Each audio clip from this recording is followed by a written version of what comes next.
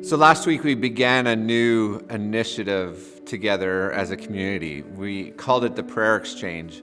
So you've been challenged to write one out, to say, you know what, I could really use some prayer for this that's happening in my life, to write it on a piece of paper, roll it up, and place it into the Prayer Exchange.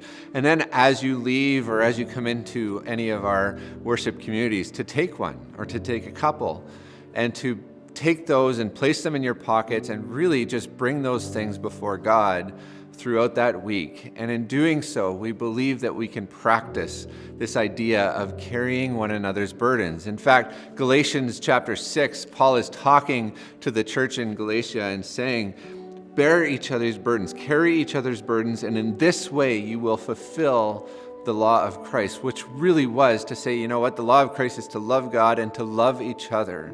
Well, this week we wanted to add another layer to the prayer exchange. You know, as we walk around carrying each other's burdens, there is a very large burden that we need to acknowledge. One of our worship communities we reference as the African worship community. And this is a group of people that meet on Sunday afternoons at the warehouse. Many from this community are settled refugees that have fled violence and danger from Congo.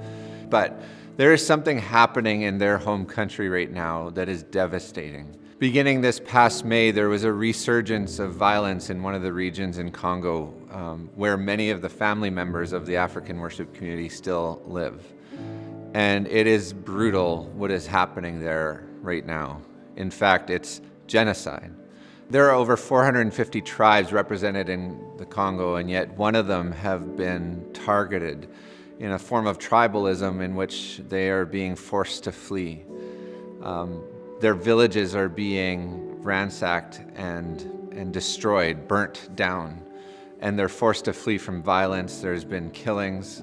Their livelihood has been stolen from them, and there are now over 100,000 people that have been displaced from their villages just because of the tribe that they belong to. The violence is horrifying. In fact, just recently, there were a few families that were fleeing from one village to another, and they were kidnapped, and they're being held in captivity, not even certain of their current state. Some of these family members in that group are represented in our African worship community. And so you have 100,000 people displaced. They have nothing but the clothes on their back. There's a humanitarian crisis as they all gather together for safety. There's a shortage of food. There is medical crisis that has erupted in that region. We want to pause together to say to our African worship community that we stand with you, to say we want to show our solidarity and recognize what is happening. We want to say to those of you that have family members and friends that are being impacted by this, that our hearts break with you. And together we want to join in your voice to say, God, would you bring peace to this region? Would you bring peace amongst these tribes? Would you bring healing and restoration? So we felt like as a community we wanted to stand with you and to pray with you. So added to our prayer exchange this week, you will find yellow colored papers. These are papers that remind us to be praying for those that are impacted by this crisis. I would encourage you to take one, to keep it with you as you pray for others in our church, to pray for this community, to pray for their family and their friends. We want to stand with you and say that we call on God to restore peace to that region.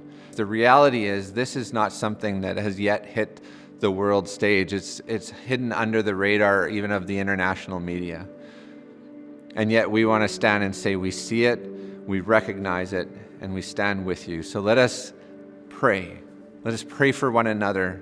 At this point, I'm actually going to invite up our service hosts, and we're going to pause as a community to pray for them together right now.